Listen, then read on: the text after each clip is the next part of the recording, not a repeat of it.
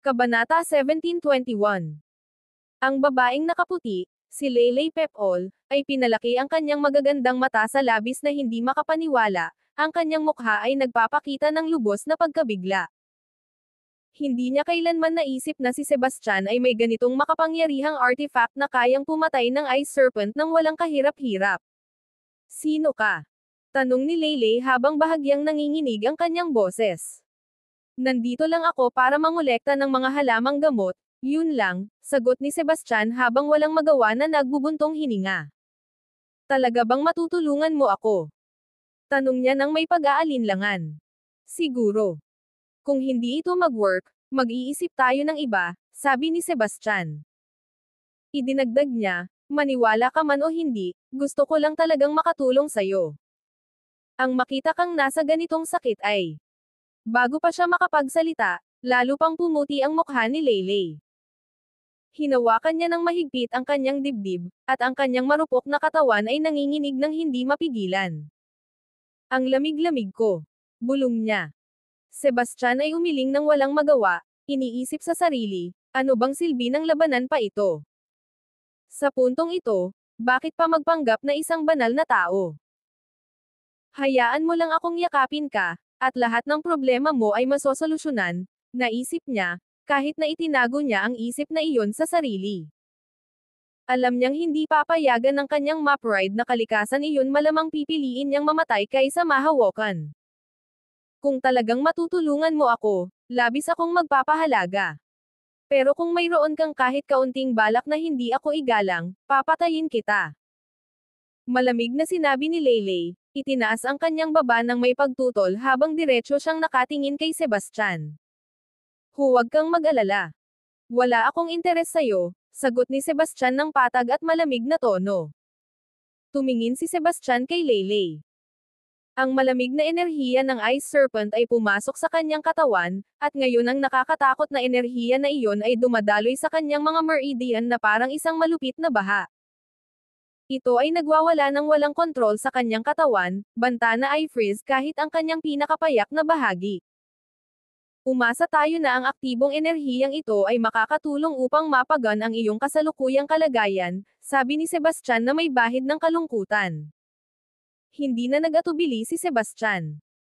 Ang kanyang mga kamay ay mabilis na kumilos, bumubuo ng masalimuot na mga selyo habang pinaganya niya ang aktibong enerhiya sa loob ng kanyang katawan.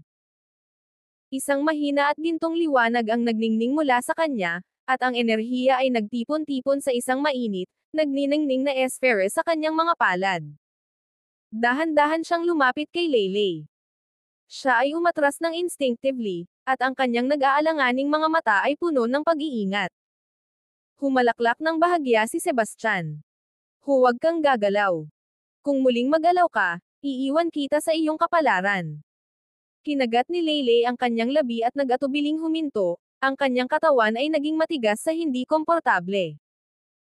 Ipinatong ang kanyang mga kamay ng maingat sa likod ni Leyley, agad na naramdaman ni Sebastian ang malambot at mainit na sensasyon sa ilalim ng kanyang mga palad. Ang hindi inaasahang pakiramdam ay nagdulot ng bahagyang pagyanig sa kanyang puso, ngunit mabilis siyang nag-focus muli, inilalaan ang lahat ng kanyang atensyon sa paglilipat ng aktibong enerhiya. Si Leyley, sa kabilang banda, nanginginig sa ilalim ng kanyang haplos. Ang hindi pamilyar na init ng kanyang mga kamay at ang kanyang panlalaking presensya ay nagdulot ng pamumula sa kanyang mga pisngi sa kahihiyan. Sa kabila ng lumalalang takot, ang walang tigil na malamig na enerhiya na dumadaloy sa kanyang katawan ay nag-iwan sa kanya ng walang puwang para sa pagtutol. Dahan-dahan ang pinakawalan ni Sebastian ang aktibong enerhiya sa kanya. Habang pumasok ang mainit na agos sa kanyang katawan, hindi napigilan ni Leyley ang bahagyang pagdaing. Ang aktibong enerhiya ay sumalpok sa malamig na puwersa sa loob niya, na lumilikha ng sunod-sunod na alon ng matinding sakit at nakakakilig na ginhawa. Ang kanyang ekspresyon ay nagbago mula sa pagdurusa patungo sa panandaliang ginhawa. Mahigpit na kinagat ni Leyley ang kanyang mga kamao habang ang pawis ay tumutulo at dumadaloy sa kanyang noo. Ang kanyang mga ngipin ay kumagat ng mahigpit sa kanyang ibabang labi habang tiniis niya ang torturous na halo ng nag-aapoy na init at matinding lamig. Si Sebastian ay nanatiling ganap na nakatuon, maingat na ginagabayan ang aktibong enerhiya upang harapin ang malamig na puwersa na nakabaon ng malalim sa kanya. Ngunit, ang nagyayelong enerhiya ay labis na matatag. Sa kabila ng makapangyarihang epekto ng kanyang aktibong enerhiya, pansamantala lamang nitong mapipigilan ang pagkalat ng sipon, hindi nito lubos na maalis ito. Sa wakas, inalis ni Sebastian ang kanyang mga kamay at huminga ng malalim. Sa ngayon, ito ay na-stabilize. Gayunpaman, ang malamig na enerhiya na ito ay labis na matigas ang ulo. Ang pagtanggal nito ng buo ay hindi magiging madali. Nanatiling mapatla ang mukha ni Leyley, at bahagyang nanginginig pa rin ang kanyang katawan, kahit na mas mabuti na siya kaysa dati. Ang kanyang mga pisngi ay bahagyang namumula habang inilipat niya ang kanyang tingin kay Sebastian, ang kanyang mga mata ay sumasalamin ng isang komplikadong halo ng pasasalamat at nananatiling pag-iingat. Salamat, bulong niya, ang boses ay malambot ngunit nag-iingat. Pero bakit mo ako tinutulungan? Nagkibit balikat si Sebastian. Gusto ko lang. Huwag mo nang masyadong isipin yon. Kabanata 17:22. Ang malamig na lason sa iyong katawan ay hindi pa ganap na nalilinis, sabi ni Sebastian sa isang kalmadong tono. Alam ko, pero gusto ko pa ring magpasalamat sa'yo, tapat na sagot ni Leyley. Ang kanyang pasasalamat ay halata sa kanyang boses. Kung talagang gusto mong alisin ang malamig na enerhiya sa katawan mo, hindi ito imposibleng mangyari. Hehe, biglang lumitaw si Sheena sa tabi ni Sebastian, ang kanyang mapaglarong tono ay pumutol sa seryosong usapan. At sino ka? Tanong ni Leyley, bahagyang lumawak ang kanyang mga mata sa gulat habang tinitingnan si Sheena. Kapatid ko siya, Miss. Hayaan mong sabihin ko sa iyo ang isang maliit na lihim, bulong ni Sheena nang may kalikutan habang nakayuko kay Leyley. Si Sebastian ay tanging nakapagpapaamo na lamang sa kanyang pagkabigo. Ang batang ito ay kakakilala lang kay Leyley at nagbubulong na ng mga lihim sa likod ng kanyang likod. Pagkatapos ng bulong ni Sheena, agad na namula ang mukha ni Leyley na parang hinog na mansanas. Ano bang paraan ang pinag-uusapan mo, Sheena? Sabihin mo sa akin, sabik na tanong ni Sebastian. Pakialaman mo ang sarili mong buhay, malamig na sagot ni Leyley, ang kanyang ekspresyon ay muling naging walang pakialam. Si Sebastian ay nakapaglabas lamang ng isang walang pag-asa na tawa bakit bigla na lang hindi siya pinapayagang malaman. Kakaligtas lang niya sa kanya, at ngayon ay parang nagbabaliktad ng ugali ng mas mabilis pa sa pag-flip ng pahina ng libro. Sa susunod na 2 buwan, baka makasama kita, sabi ni Leyley nang walang paligoy-ligoy. Hanggang sa ganap na maibalik ang aking lakas sa rurok nito, magagawa kong pigilin ang malamig na enerhiya sa loob ko. Huwag kang mag-alala. Hindi kita pahihirapan dahil sa akin. Pagkatapos niyang matapos ang kanyang paliwanag, hinawakan ni Leyley si Sheena sa kamay at nagsimulang maglakad patungo sa paanan ng Mount Mo. Sebastian, bilisan mo. Sigaw ni Sheena na may mapaglarong ngiti habang ipinapakita ang kanyang maliliit at matutulis na pangil. Tanging ikaw lang ang kayang manghutot ng ibang tao nang may ganitong kumpiyansa. Hindi mo ba kayang bawasan ng kaunti ang iyong Diyosa na ugali? Umirap si Sebastian. Sinundan niya ang dalawa, isa ay mature at mahinahon, ang isa naman ay masigla at pilyo pababa ng bundok. Sa ilalim ng banayad na liwanag ng gabi, naglabas ang mga puno ng osmanthus sa nayon ng matamis at kaakit-akit na amoy. Ang hangin ay tila mapayapa at may bahagyang pakiramdam ng misteryo. Sa ilalim ng isa sa mga puno ay nakaupo si Reiner, ang bahagyang nakatungong figure niya ay sumasanib sa tahimik na gabi. Bakit ka ang late ng balik? Tanong ni Reiner, ang kanyang tingin ay pansamantalang umangat habang tinitingnan niya sina Sebastian at Sheena. Pagkatapos, ang kanyang mga mata ay lumipat sa babae na nakatayo sa tabi nila, at agad niyang nalaman na hindi siya pangkaraniwang tao sa isang sulyap lamang. Ang kanyang aura at matalim na titig ay naglalabas ng labis na pagmamalaki at talas, halos parang isang lumilipad na phoenix. Lolo, hindi mo ba palaging tinuturuan na gawin ang tama at tumulong sa iba? Nasaktan si Leyley, kaya dinala namin siya pabalik, sagot ni Sheena. Napakamatalinong bata ka. Ang aming kubo ay payak, pero kung hindi naman alintana ng dalaga, malugod siyang maaaring manatili dito ng ilang araw upang makabawi, sabi ni Reiner. Tumanggo si Leylay ng bahagya na may kalmado at mahinahong anyo.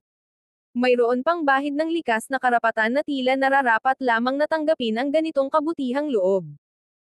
Bilang isang bisita rin, wala namang masasabi si Sebastian tungkol sa ayos.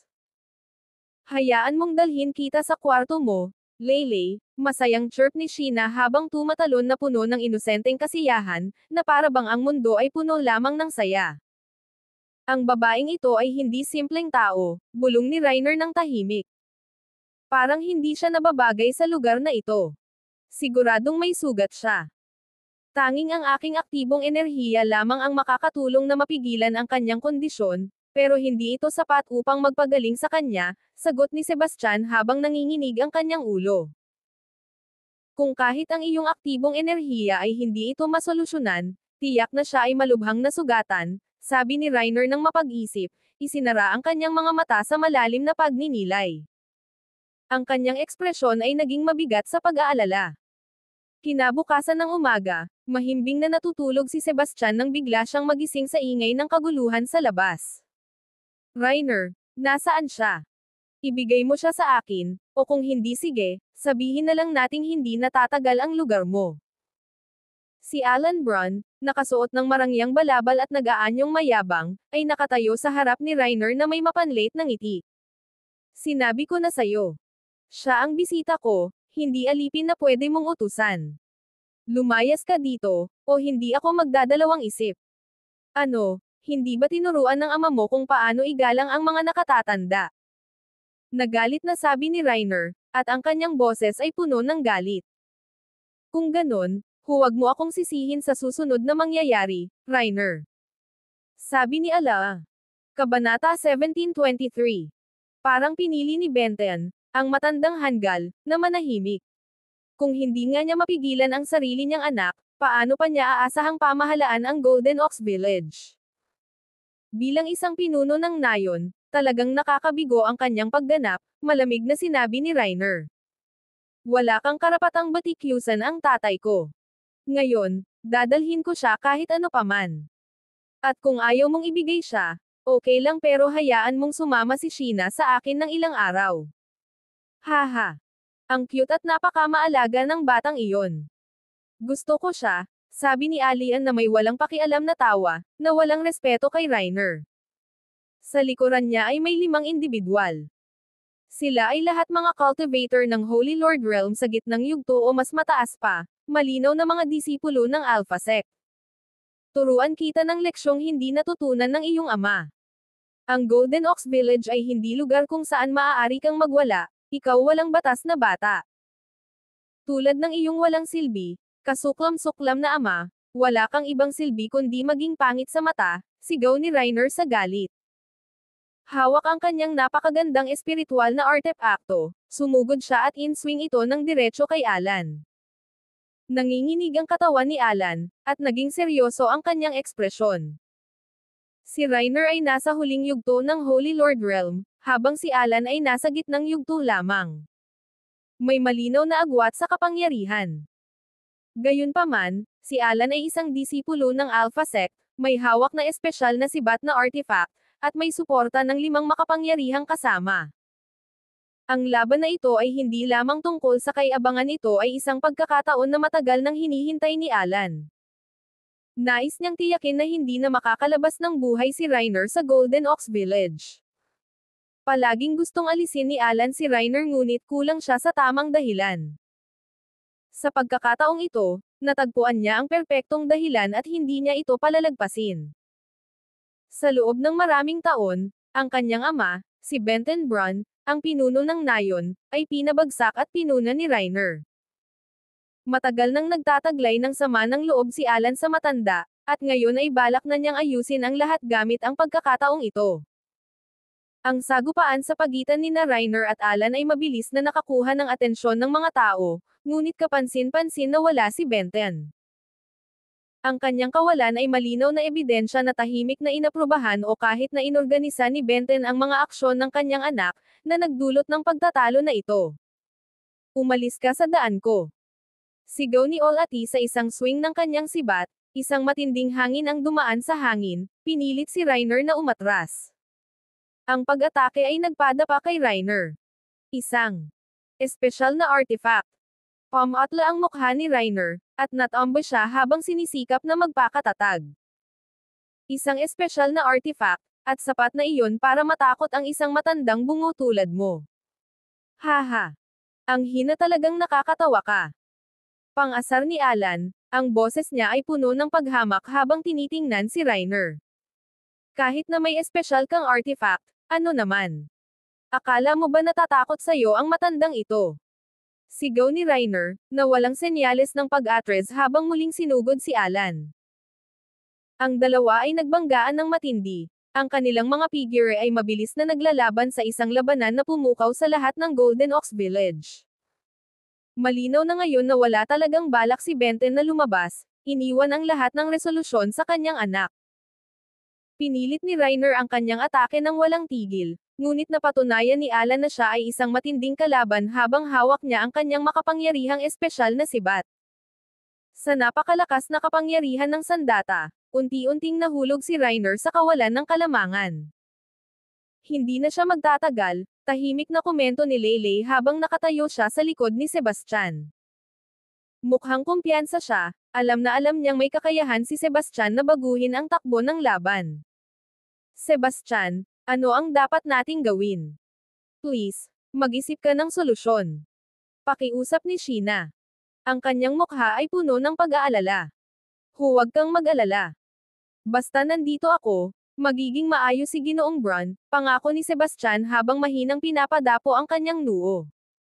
Ang kanyang kalmadong asal ay nagbigay kay Sheena ng kaunting ginhawa. Nang ang sibat ni Alan ay malapit nang tumama sa balikat ni Reiner, kumilos si Sebastian ng mabilis. Isang makapangyarihang pagsabog ng enerhiya ang sumiklab mula sa kanyang kamay, tumama sa sibat at itinaboy ito sa gilid. Naramdaman ni Alan ang isang nakabibinging shock na dome alloy sa kanyang palad nang matamaan ang kanyang sandata. Alan Bron, paano mo naglakas loob na kumilos ng ganito? Sigaw ni Sebastian ng galit. Nabigla si Alan, hindi inaasahan na makikialam si Sebastian ng ganoon kabilis. Sino ka ba, at anong karapatan mong makialam? Sigaw ni Alan, ang boses niya ay puno ng kayabangan. Walang kwenta, malamig na sagot ni Sebastian. Umaasa ka lang sa isang espesyal na artifact para mangbuli ng iba. Paano nagkaroon ng ganitong kahihiyan sa Alpha Sect? Nang marinig ito, hindi napigilan ng mga taga-nayon na ipahayag ang kanilang mga saloobin kahit na puno sila ng takot. Ang kanilang galit at tapang ay sumiklab nang makita nilang may isang humarap kay Alan. Si Reiner ay palaging mabuti sa atin, at ganito mo siya tretuhin. Wala ka bang hiya? Oo. Kung may tapang ka, labanan mo siya nang hindi umaasa sa espesyal na artifact na iyon. Ang mga tinig ng pagtutol mula sa mga taga-baryo ay nagdulot ng pagdilim ng mukha ni Alan. Nahiya at nagalit siya, iniwasan ang kanyang malamig na tingin kay Sebastian at umungal, walang hiya kang bata ka. Anong karapatan mong saktan ako? Ang kapal ng mukha mo. Kabanata 1724. Malamig na sinabi ni Sebastian, hindi ako tipo ng tao na naghahanap ng gulo, pero hindi ibig sabihin noon na papayagan kong mabuli ako o ang mga mahal ko sa buhay. Si Ginoong Bron ang nagligtas sa buhay ko. Kung akala mo'y kaya mong apihin siya, hindi ko ito palalagpasin. Akala mo ba may taong katulad mo ang makakalaban ako? Pang-aasar ni Alan ng may paghamak. Sa sandaling iyon, napadako ang kanyang mga mata kay Leyley, na tahimik na nakatayo sa likod ni Sebastian. Agad na nagbago ang kanyang ekspresyon, at ang kanyang tingin ay nagniningning sa halo ng kasakiman at pagnanasa. Kahit na nakatikip ang mukha ni Leyley, halata pa rin ang kanyang nakakamanghang kagandahan. Ang kanyang kahinhinan at maladyosang anyo ay nagbigay katiyakan na siya ang magiging sentro ng atensyon saan man siya magpunta. Dalhin mo sa akin ang babaeng iyon, bulong ng isa sa mga lalaking nasa likod ni Alan. Bahagyang nagkibit ang mga kilay ni Alan. Nais niyang panatilihin siya para sa sarili niya, ngunit dahil sa utos ng kanyang kapwa-disipulo, wala siyang ibang pagpipilian kundi sumunod. Pareho tayo ng iniisip, sabi ni Alan na may masamang ngiti. Ang kanyang mga mata ay naglakbay kay Leylay na puno ng walang pigil na pagnanasa habang iniisip niyang alisin ang takip sa kanyang mukha upang makita ang kanyang buong kagandahan. Kayong lahat ay karapat-dapat mamatay, sabi ni Leylay, ang tono niya'y kasing lamig ng yelo. Ang kanyang tingin ay malamig at walang pakialam, na parang ang mga tao sa kanyang harapan ay hindi higit pa sa mga walang kabuluhang insekto. Anong karapatan mong kumilos ng ganito kalakas ang loob? Lumapit si Sebastian, tuwid at matatag ang tindig. Ang kanyang matalas at determinado na mga mata ay naglalabas ng kumpiyansa. Isang nakabibinging aura ang kumalat mula sa kanya na parang alon ng dagat, pinapahirapan ang lahat ng malapit. Akala mo ba kaya mong hamanin ako? Ngayon, tuturuan ko ang mga tao ng Golden Oaks Village ng leksyong hindi nila malilimutan. Ipapakita ko sa kanila ang presyo ng pagsuway.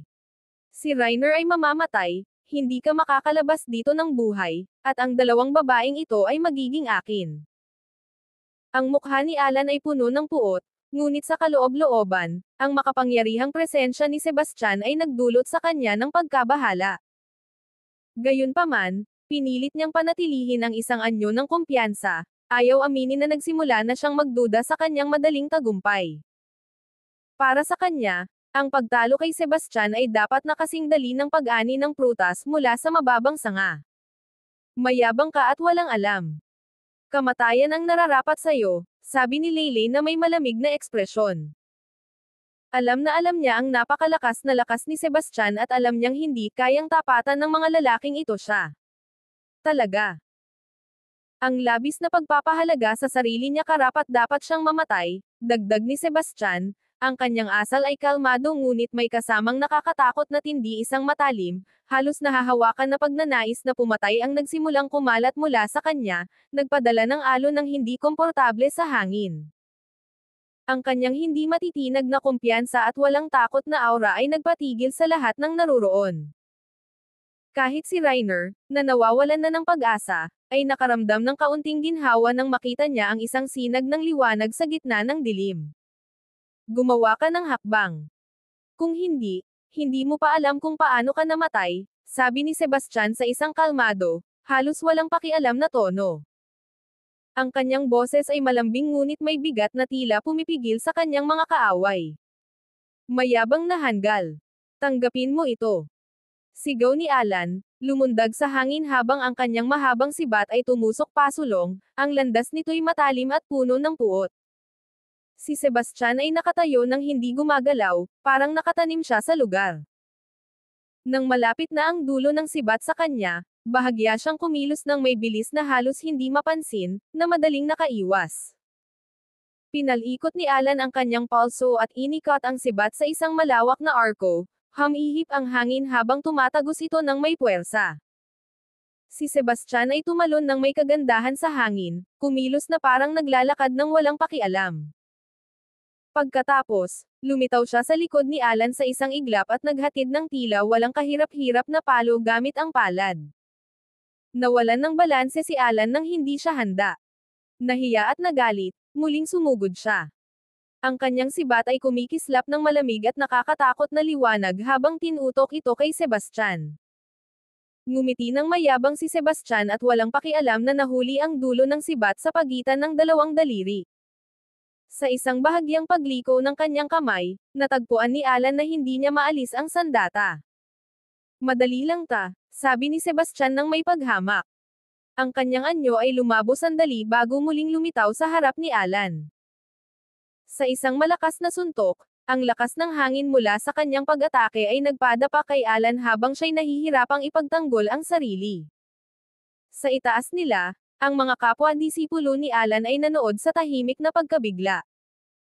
Ang kanilang mga mukha ay puno ng pagkabigla nang mapagtanto nilang ang kalmado at walang hirap na dominasyon ni Sebastian ay nagtataglay ng kapangyarihang lampas sa kanilang inaasahan. Kabanata 1725. May talento ang batang ito, naisip ni Reiner habang pinupunasan ang dugo mula sa sulok ng kanyang bibig. Sa unang pagkakataon, may pag-asa na sumiklab sa kanyang puso marahil ay makakaligtas siya sa pagsubok na ito kasama si Sebastian. Bumalik si Alan mula sa Alpha Sect na may malinaw na layunin na supilan siya, marahil pati na rin ang pagkitol sa kanyang buhay. Ito ay lahat para makakuha ng higit pang kapangyarihan para sa kanyang ama, Benten. Ang impluwensya ni Reiner sa nayon ay matagal nang lumampas kay Benten, na nagdulot sa huli na tingnan siya bilang banta. Kahit na walang interes si Reiner sa mga labanang politikal, tumanggi pa rin ang ibang mga Bron na maniwala sa kanya. Ang direktang pagtutol sa Alpha Sect ay hindi maisip, dahil gagamitin ito ni Alan bilang dahilan upang akusahan siya ng rebelyon. Nakatayo si Sebastian na may mga kamay sa likod, ang kanyang mga galaw ay maramdamin ngunit may awtoridad.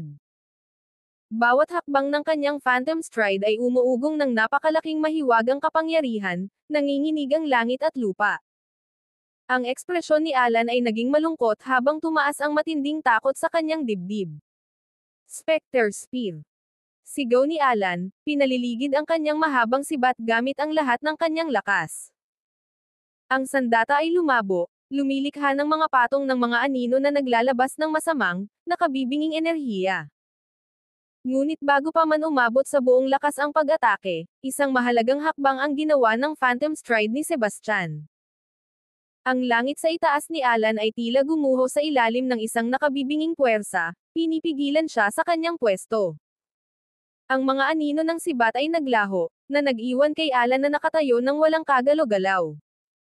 Ang nakabibinging presyon ay pinilit siyang dumura ng dugo habang ang kanyang mukha ay namutla sa kawalang pag-asa. Papatayin kita. Sigaw ni Alan, inilabas ang bawat patak ng kanyang lakas sa isang desperadong huling atake. Alam niyang ang pagkatalo ngayon ay ganap na magwawasak sa kanyang reputasyon. Ikaw. Alamin mo ang iyong mga hangganan, sagot ni Sebastian ng kalmado. Sa tamang timing ng kanyang suntok, naglabas si Sebastian ng isang nakamamatay na suntok. Ang lakas ng suntok ay tumama kay Alan sa dibdib, pinapadapa siya habang sumisigaw sa sakit. Kenzo, iligtas mo ako. Sigaw ni Alan sa takot. Ngunit walang balak si Sebastian na huminto, ang kanyang mga matay malamig at puno ng pagnanasa sa pagpatay. Sa sandaling iyon, may isang figure na lumipad sa hangin, siya si Kenzo Bowman. Ang kanyang mayabang na boses ay umabot sa kaitaasan, "Bata, paano mo naglakas loob na saktan ang aking kapwa-kapatid? Ngayon, sisiguraduhin kung wala kang mapaglagyan ng iyong bangkay." Si Sebastian ay nanatiling hindi natitinag, ang kanyang mga mata ay puno ng kumpiyansa at determinasyon habang humarap siya kay Kenzo. Ang dalawa ay nagbanggaan ng walang pag-aalinlangan. Ang kanilang mga suntok ay nagpadala ng mga alon ng shockwave sa hangin, nanginginig ang paligid habang nagaganap ang kanilang matinding laban. Sa gitna ng kanyang matinding laban kay Kenzo, mariing kumunot ang mga mata ni Sebastian. Isang sinag ng liwanag ang lumitaw sa kanyang kamay nang ilabas niya ang misteryosong dimensional slash. Isang alon ng hindi nakikitang enerhiya ang tumagos sa hangin sa isang iglap. Wala pang oras si Alan na makapag-react bago maputol ang kanyang ulo mula sa kanyang katawan, at umagos ang dugo na parang isang pulang fountain. Diyos ko! Talagang naglakas loob siyang patayin si Alan. Anak siya ni Benten at disipulo ng Alpha Sect. Malaking gulo ito. Hindi ito palalampasan ng Alpha Sect. Nababaliw na siya. Paano siya nagiging ganito kapabaya? Ang Alpha Sect ay hindi isang kapangyarihang dapat baliwalain. Paano niya balak harapin ang mga kahihinatnan? Alan. Ang sigaw ni Kenzo ay umugang sa hangin habang ang kanyang mga mata ay nag-aalab sa galit. Anong karapatan mong patayin siya sa harap ko? Papatayin kita. Nagbigay si Sebastian ng malamig at baliwalang tawa. E ano kung ginawa ko? Kailangan ko ba ng permiso mo para dyan? Ang katawan ni Kenzo ay nanginginig sa galit. May ideya ka ba kung gaano katikot ang Alpha Sect? Ang pagsalungat sa amin ay isang hatol ng kamatayan. Pagsisisihan mo ito sa natitirang maikli mong buhay. Nanatiling hindi natitinag si Sebastian habang siya'y ngumisi. Ang dami mong sinasabi. Kung hindi ka titigil at aalis, ipapadala kita para makasama siya. Lalong dumilim ang mukha ni Kenzo, at naging malamig na mayabang ang kanyang boses. Ikaw, walang galang na bata. Alam mo ba kung sino ako? May bigat ang pangalan ko sa Alpha Sect. Akala mo ba kaya mo akong takutin? Ngayon, pagbabayaran kita ng mahal sa iyong kaiabangan. Sa likuran niya, sumigaw ang ibang mga disipulo ng Alpha Sect, Kenzo, ganti mo si Alan. Patayin ang batang iyon. Ang malamig na titig ni Sebastian ay nakatagpo ng kay Kenzo. Sige, halika. Tingnan natin kung sino ang huling tatawa. Ang kanyang nakakatakot na mga mata ay naglalabas ng hindi matitinag na dominasyon, at ang kanyang presensya ay napakalakas na ang lahat sa paligid ay nakaramdam ng malamig na panginginig na dumaan sa kanilang gulugod.